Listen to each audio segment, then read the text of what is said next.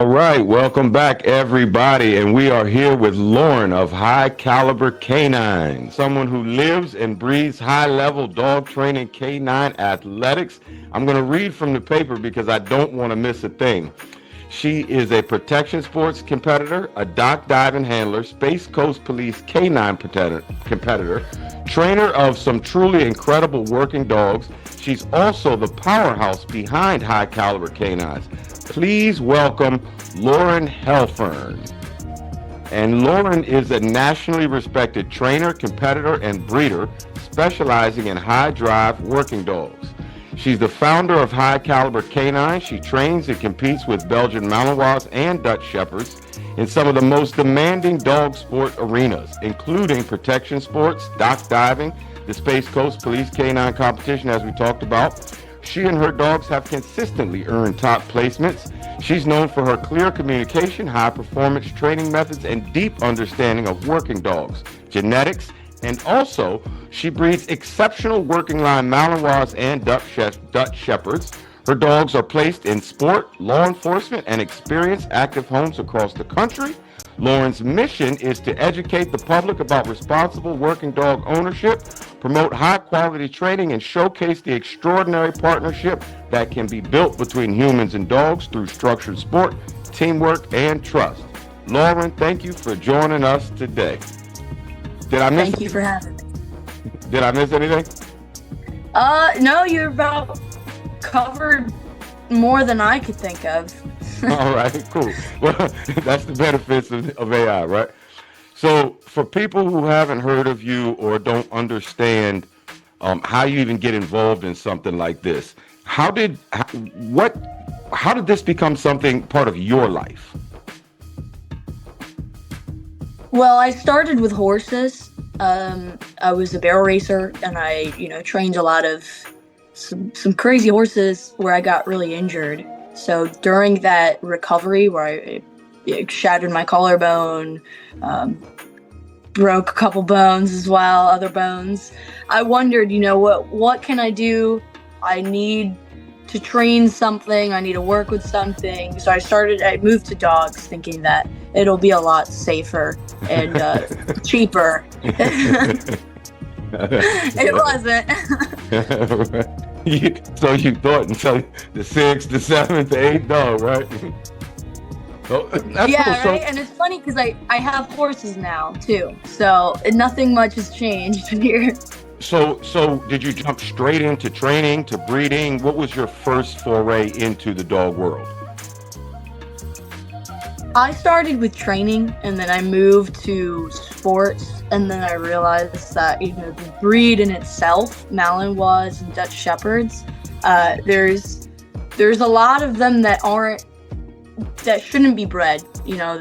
That's not what the breed is about. It's not about preserving the breed anymore. It's just about how intense is this dog, how mean is this dog, without thinking about is this dog a liability. And the breed in itself has become very either washed out or very cracked out. I kind of So, moved from the sport world to the breeding world. so you jumped in straight to Belgian Malinois when you came into Yes, dogs. Wow. And how long have you been in Belgian Malinois now? I'd say about 5 to 6 years. 5 or 6 years. Wow, that's and so you came in, you got right into sporting before breeding. Yeah, yeah. So you mentioned dogs that shouldn't be bred. When you're looking at say a dog that you want to breed, what are you exactly looking for in terms of physical characteristics, or is it temperament? What's the first thing you think of when you think about, say, a breeding stud, for instance? I look at I look at from the beginning, what are the parents like? What are the grandparents like? How easy was the dog to breed? How quick did the dog mature? Because what you're ultimately looking for overall across the board for sport dogs is, quick maturity, healthy parents, easy breeding, no issues with, heat cycles or whelping puppies, because we don't want a female that is known to eat puppies. Right, right, Um, right. and then, you're looking for how social is that dog? How how is that dog able to flip from, drive to in home, Right. lower intensity to higher intensity? A lot of these dogs can't do that. Right. So, but a lot of that relies on the owner, right? Like, if my personality were more of a passive, would this be a breed that I would want to jump into, Belgian Malinois? It could, absolutely. The whole point of the breed is how versatile they are. And anybody should be able to handle these dogs. If they're bred correctly and trained correctly. So, a dog, how old is a dog? Yes. If someone was to receive one of your dogs, how old would that dog be typically when I would get a dog from you? It really just depends on what you want. I have finished dogs. Like yesterday, I just sold a finished dog that was 16 months old to a family that's never had a Belgian Malinois.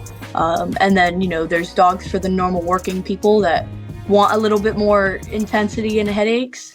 Those dogs are usually 8 weeks old, and those are directly off of my females. Okay. And so how many generations does one have to breed in order to consider themselves a senior breeder? Because there's a lot of different levels of breeding, and to separate, like you hear backyard breeder, this and that. I've checked your credentials. I've seen what you do in your competitions, and we're going to get to that because that's the fun stuff that people really want to talk about. And I'm sure you want to talk about the trophies. How can a person, if I say, okay, I want to get a Belgian Malinois, how do I know that I'm talking to the right breeder? I would say, me personally, it's hard because the general public, they don't know the breeds and they don't know what to look for. But usually, lately I've been seeing a lot of people that aren't new, they haven't been in sports at all, but they're looking for dogs for sports, and they are looking for the most top questions I get asked here are, how are the parents in public? How is the female around children? How is the female in the house? How easy was it to trial your female? Those are the top questions that I'm being asked, and those are the best questions to ask. You want to know that this dog comes from parents that are not being in a kennel. Kennel Right, work, kennel right. work, kennel work. We want an in-home situation, out of the house. A dog that's able to be a pet. Because even if they're working dogs, sport dogs, at the end of the day, you get home and you're laying in bed, you want a pet dog too. Right, right. Real talk. So define what is it? Is there a difference between a working dog and a sporting dog for someone who may not know?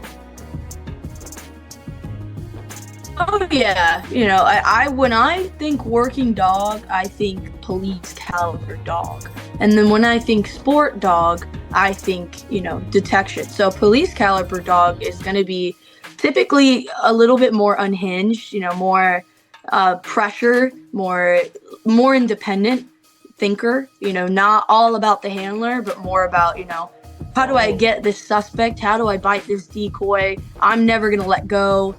High defense, high prey drive. And then sport dogs are typically a little bit more high prey drive over high defense. Defense being, a little mean in nature.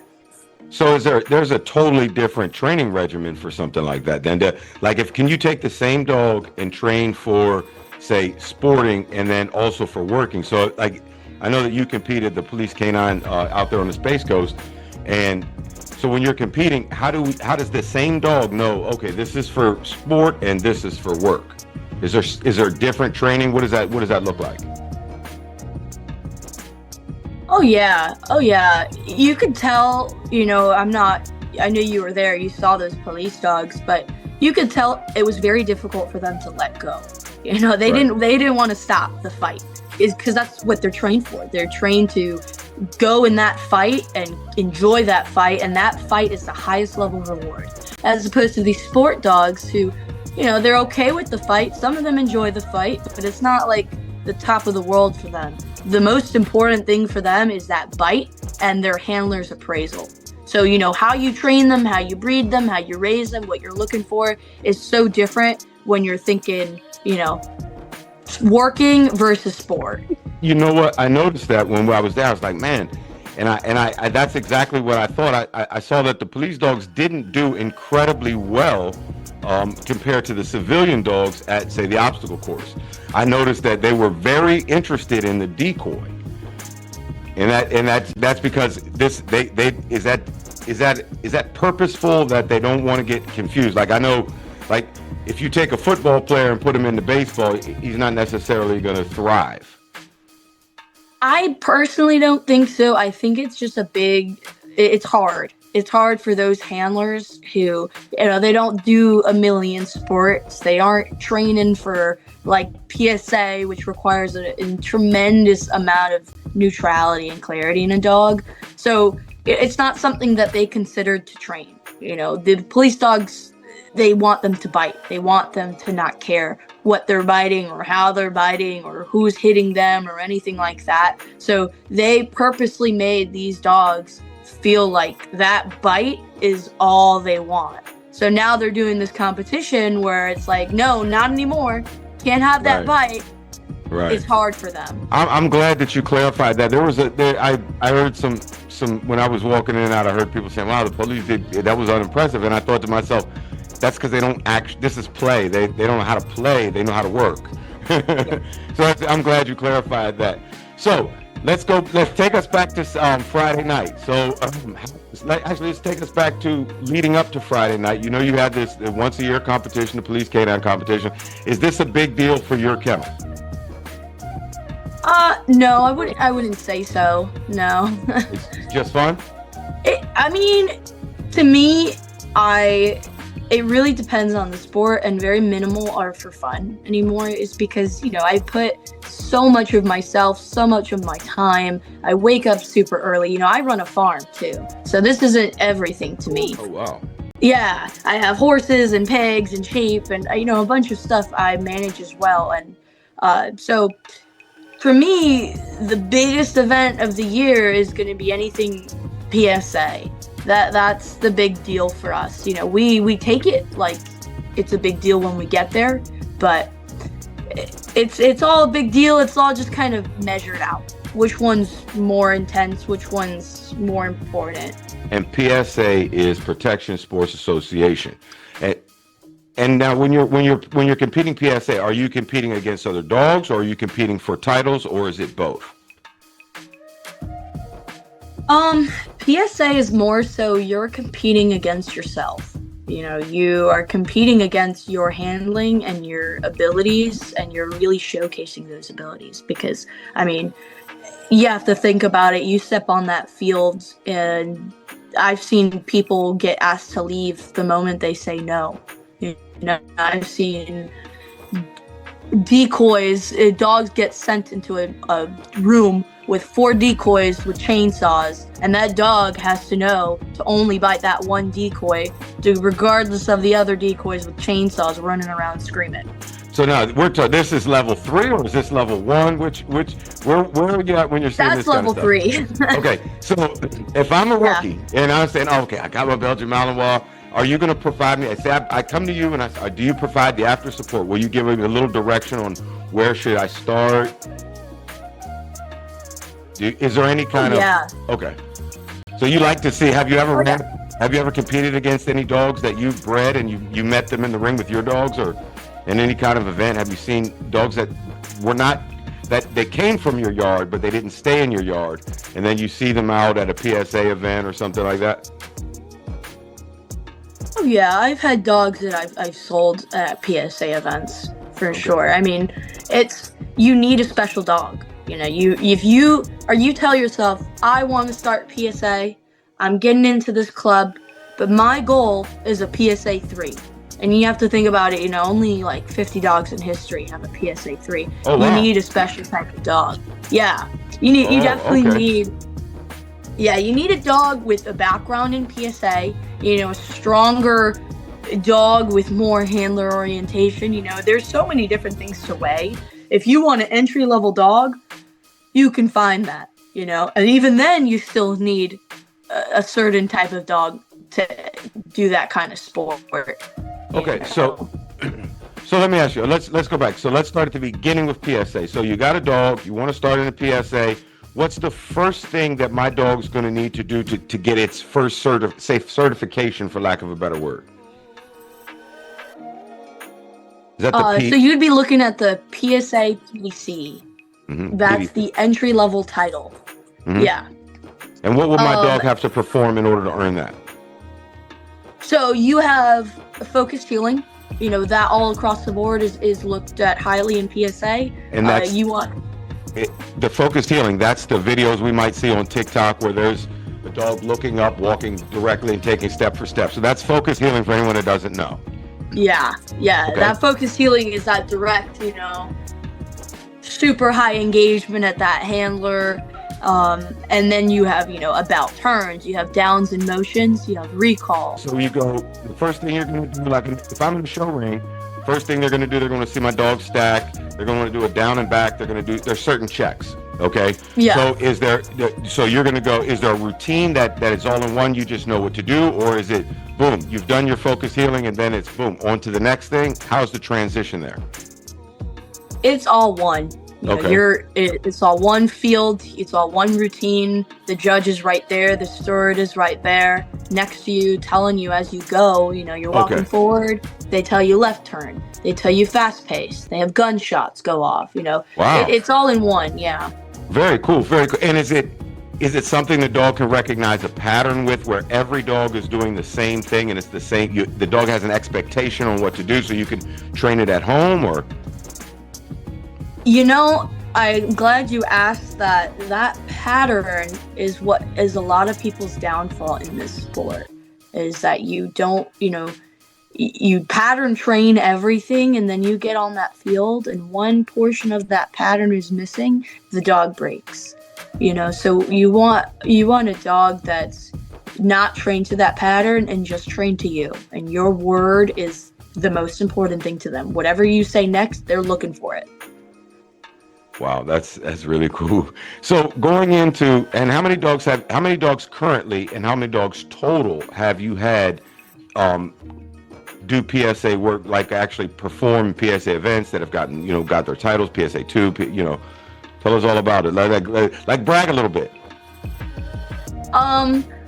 Right. I took a really big break from PSA for the last year as I was, just kind of busy with things. It's a lot. It's a big sport to do.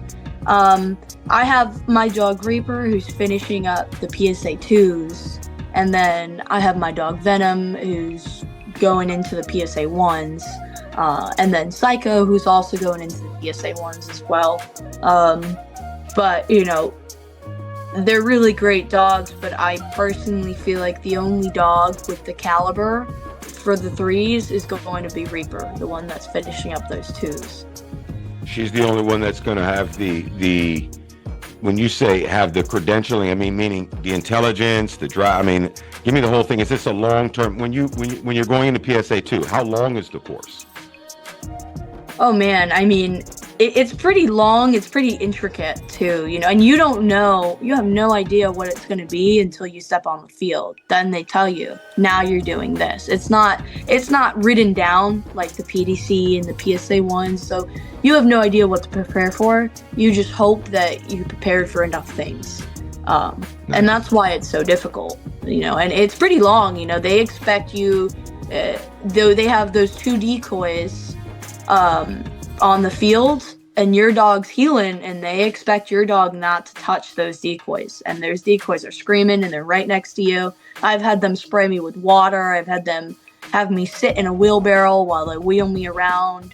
So and so they're looking for the same dog who won't react in those situations to then be in a situation that, will they offer them a situation that they want the dog to react?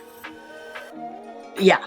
So take us, how might that, I mean, the last time, have you ever done the PSA 2 before? Or is Reaper your first one? Oh, yeah.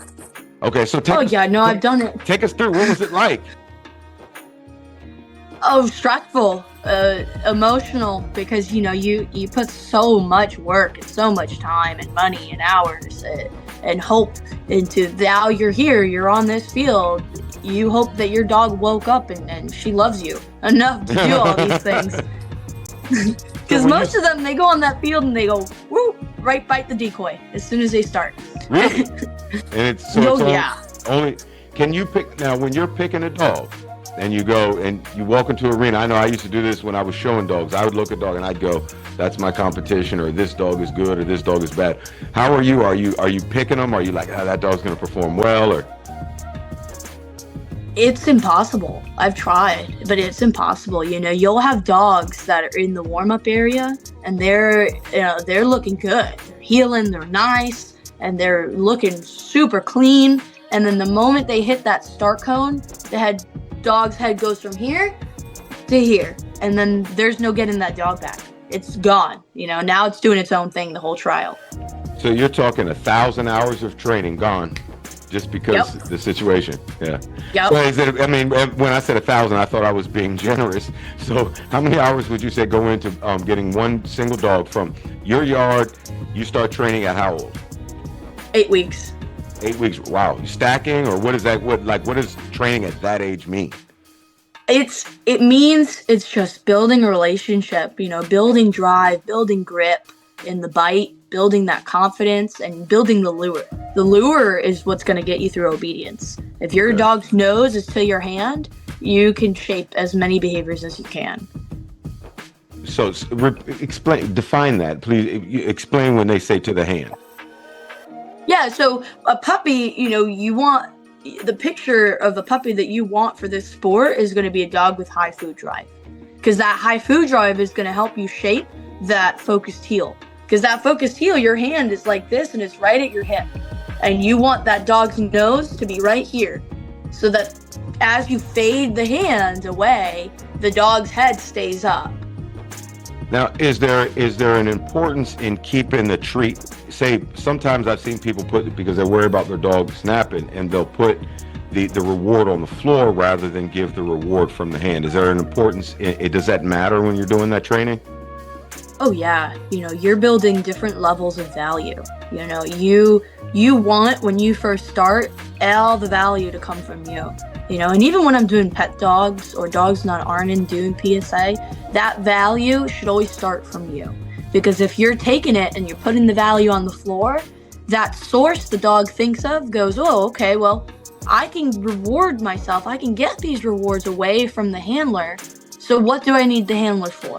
You know, so you're controlling all the variables of the reward system. And in any sport, in any kind of training, that's so important, you know, because especially in this sport where the value is all over the field and the value has to come back to you, not the decoy, that's where all that comes into play. Okay, understood. That's very well put. Thank you for explaining that to us. Now, so let's move on to. I saw your dog Venom. From now, she produced in your yard. She's a Dutch Shepherd, correct? Yes. Okay. Is she from your yard? No. She's Okay. from a police vendor in California. Got you. Okay. So we saw her on Peacock. I was just looking at her this morning because I knew you were coming on. I was like, I got to check this out. I'd looked for her before, but I didn't dig too hard. So tell us all about explain to us. I'm very familiar with dock diving in terms of distance, and most people are familiar with that. But fetch it's a little bit different. So how does this go down? This is another one of those things, you know, it's very hard. It's very rare because the dog is you go from dock diving and then you go from fetch it, where now the dog isn't running down the dock and just kind of tracking that bumper and jumping. Now the dog has to calculate when the dock ends, how far the bumper is, how far the dog needs to jump to get that bumper. It's hard to explain how it goes, but I mean, the dog is doing a lot of work trying to calculate every little thing as they're running down the dock. And that's why a lot of dogs don't, you know, dogs that are jumping 28 feet on the dock can't even hit 18 feet on the rig. So the dog I saw competing this morning, that was Venom, and she's absolutely dope. She's competing for, just to plug us, she's competing for in her class. She's been dominating her class, and she's trying to push Recon for the overall track champion title. You know what I mean? So Yeah. So does she normally competes in dock diving, and what's her furthest jump in a dock diving event? I've seen her jump 26 feet. Wow, nice. Yeah. With a 40-foot run up? I've seen them shorter. I put her at half dock and she'll jump it. And in the mid-20s there. That's crazy. Yeah, And in the mid-20s. Yeah, she's also won. She just recently won national champion for speed swimming. oh wow.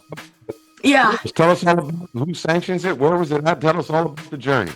yeah, it was in Ocala, and I mean, I wish I had more of a story for the journey. We just kind of showed up. Yeah, we showed up the month prior to the event. It was under IDS, and we've never been to IDS. We didn't know what we were going IDS into. is International Dog Sports. okay. So and Yeah. they think and so go ahead. I'm sorry, I didn't mean to interrupt you. I just want to make sure everyone understood. Yeah. We showed up, and I've never been a part of that. I've been a part of UAD. I have no idea what they stand for, but yeah. And Good. yeah, so we showed up. We didn't know the rules, and then we left. We won. They gave us awards, and they said, "Congratulations, you qualified for national championships." It's in Nice. Ocala. So I was like, Perfect. "Okay, cool. We'll show up." Showed up. We didn't know what we were doing, and they said, "Congratulations, you're second place nationally." And I was like, Nice. "Oh, cool." Hang the ribbon on the wall and give me my trophy. Yeah. That's pretty cool to have your name on a website like Purina, to see you and your dog, on a website like that. That's got to make it a little easier when you're talking about your dogs in circles. You know what I mean? Yeah. Oh, yeah. And Venom was definitely a dog that when I got her, I didn't expect much from her. She's just mean. Oh, really? Is she mean? Oh, yeah. Human or She is or very dog? mean. Yeah. She is, I don't know if you saw her run Space Coast with my partner. I did. But yeah, as soon as he opened the door, she went right for the decoy. Yeah. but She is a mean little dog. I've seen her, but I haven't gotten the opportunity to experience her. So now, okay, let's go to the Space Coast. Excuse me. First place, fast dog, hard dog. What does that mean? It means that my dog ran downfield and hit that decoy the hardest out of all the dogs that were doing it. Was this Venom? No, it was Psycho. Usually Venom wins, but this year it was Psycho. Oh, so this wasn't your first time competing there? Oh no, we've done Treasure Coast as well. We actually won first place at Treasure Coast for hard dog for the obstacle course with Reaper. With Reaper won. Okay. Yeah. And what was the time there? This is a timed event, right? Yeah, the time there was, but the course was much bigger than this course this year at Space Coast. That course was maybe half a mile, or a little less than half a mile. Yeah, it was a big course, and the time was minute 36. All right, take us back. You got to take us back. You can't tell us about a half-mile course. I know, there's so much going on. I ran that course with a broken toe. Yeah, and it was it was not fun, but it was fun when we won, for sure. Who'd you run it with? Reaper. Oh, Reaper. Okay, so she's just a beast. So is it brush? Is it with a half mile? I know, like inside, it's all staged to be like.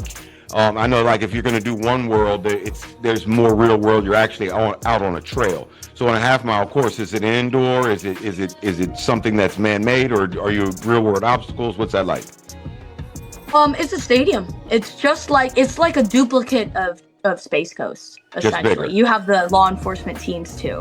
Okay, just bigger. Yeah. And have you ever trained dogs for law enforcement? No. But you engage with. I mean, I've seen. I'm just basically looking at what I see online, and I see that you've done a lot. You do the Space Coast regularly. Now, let me ask you: have you ever been inside of a decoy suit? Oh yeah. I did see that, so I had to ask you. I've decoyed my own dogs. Take us inside the suit. What? I'll tell you, it's hot. It's really hot in that suit.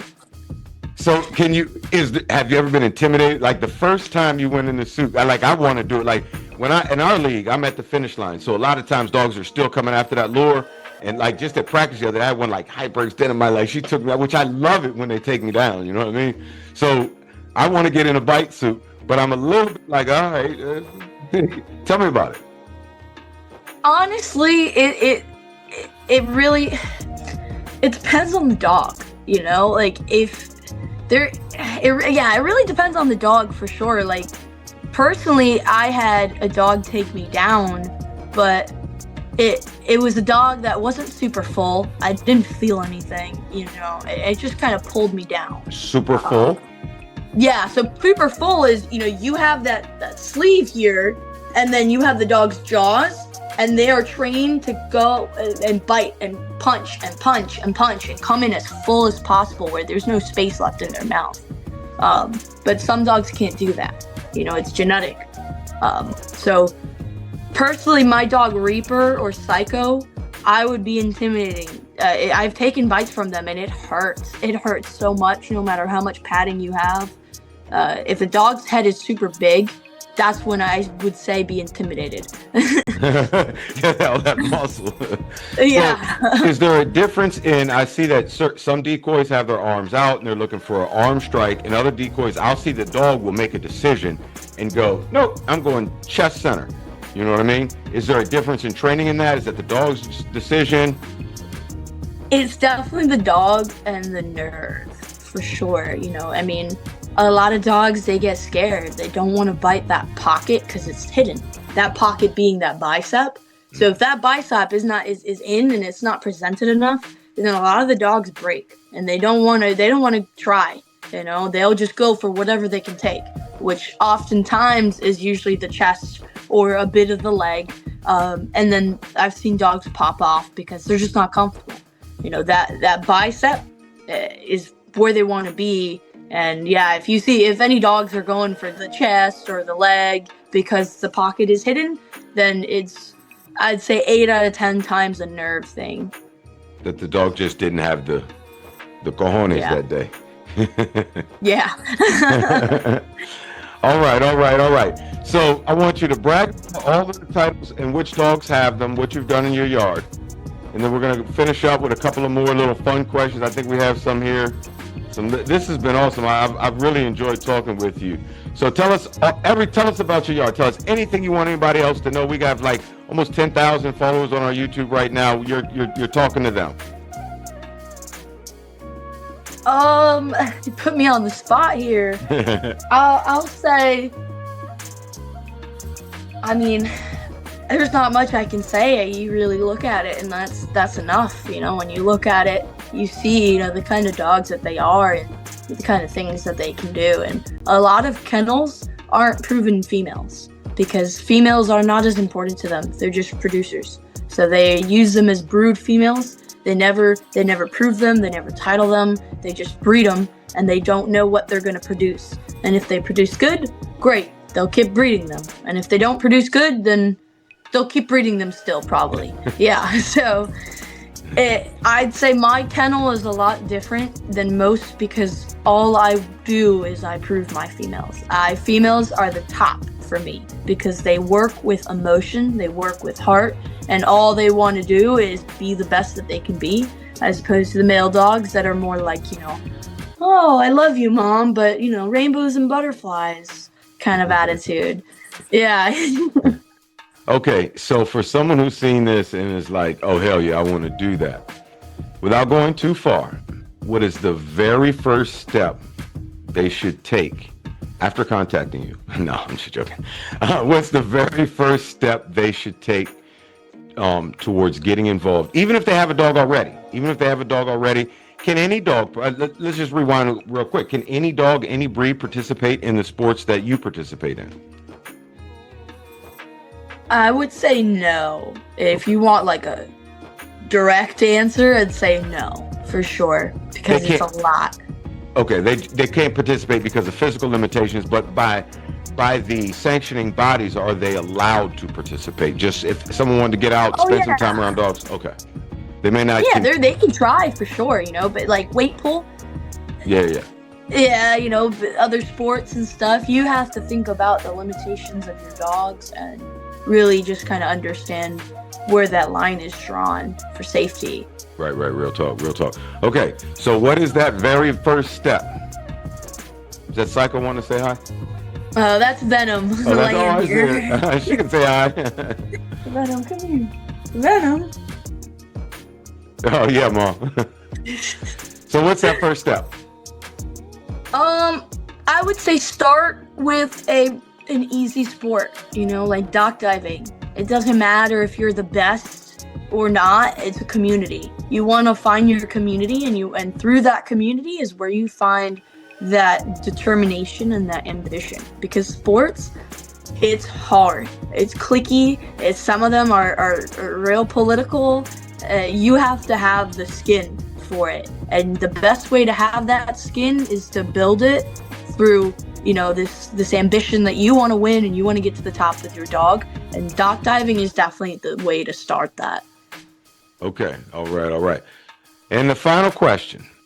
When you're stepping into whatever stage is biggest for you with you and your dog, what's the theme song that's playing?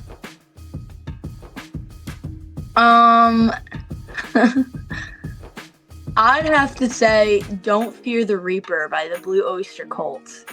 Because Reaper is part of my heart, that dog. So everywhere I go, every time I compete, I'm thinking about her and getting as far as we can in the world with her. So definitely Don't Fear the Reaper by the Blue Oyster Cult. Awesome. She saved my life. Yeah, that dog has saved my life many times, like emotionally and physically. She's the best dog in the world. Man, hell yeah. Dogs in general, man. That's everything. All right, you guys, this is Lauren, High Caliber K9's. Go give them a follow on Instagram. Is there anywhere else on socials they can find you? Can they do your website, anywhere? They can find it all through Instagram, my TikTok, my website, all of it can be found through Instagram. Okay, and I know you have, with a yard like yours, you have to have a sponsor that you want to give a plug to. Now, this is your chance. Let's give that sponsor a plug. I have to plug Brothers Dog Food for sure. They've been saving grace for us with their really clean nutrition and everything. I know exactly where it comes from their food. Powering you to titles and championships. All right, that's Brothers Dog Food. I appreciate your time, Lauren. Thank you so much. It was awesome talking to you. Yeah, likewise. Thanks for having me out. Take care.